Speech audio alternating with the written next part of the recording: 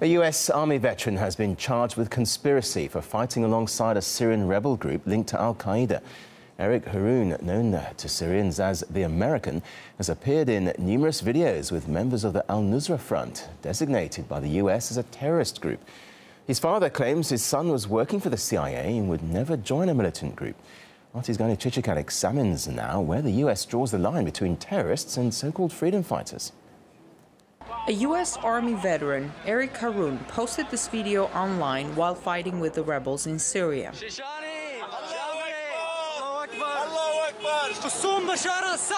Eric Harroun has joined the Al-Qaeda-linked group Jabhat al-Nusra, the only rebel group in Syria that the U.S. has designated as terrorists. While in Syria, Eric actively posted photos and videos of himself holding various weapons, bragging about the rebels' latest attacks, and calling himself a freedom fighter. Bashar al-Assad, your days are numbered. You're gonna die no matter what.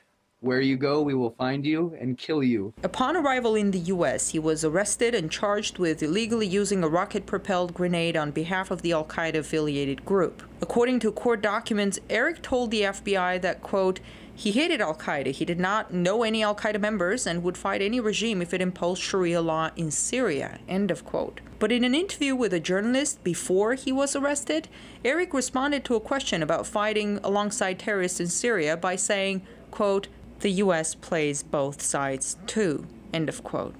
Eric Harroun had never served overseas during his brief time with the U.S. military.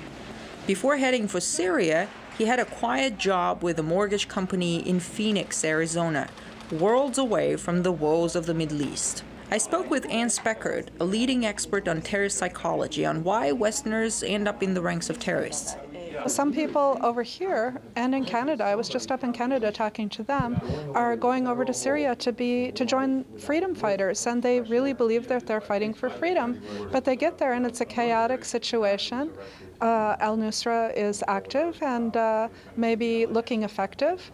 And once you're in a chaotic, war-torn environment, your emotions are heightened, you're scared, and you may just affiliate with a group that you might not otherwise have affiliated with. The official message that these are freedom fighters and they need to be helped, that in some way it just confuses them even more?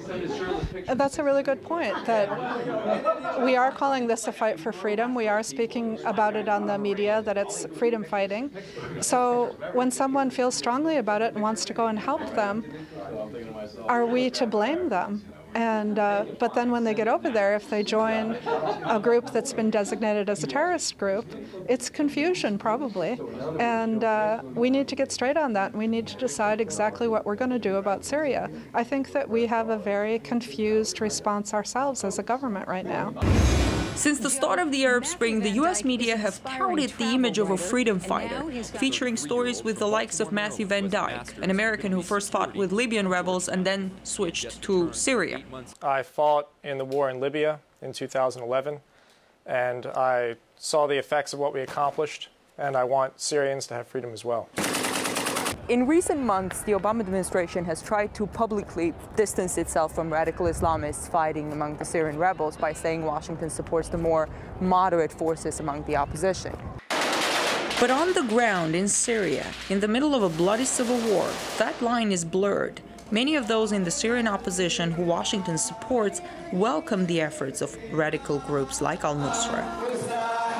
While politicians argue about who is a terrorist and who is a freedom fighter, or who is a terrorist that can be useful now and dealt with later, young Westerners like Eric Harroun may find themselves confused about what they're fighting for in a place like Syria.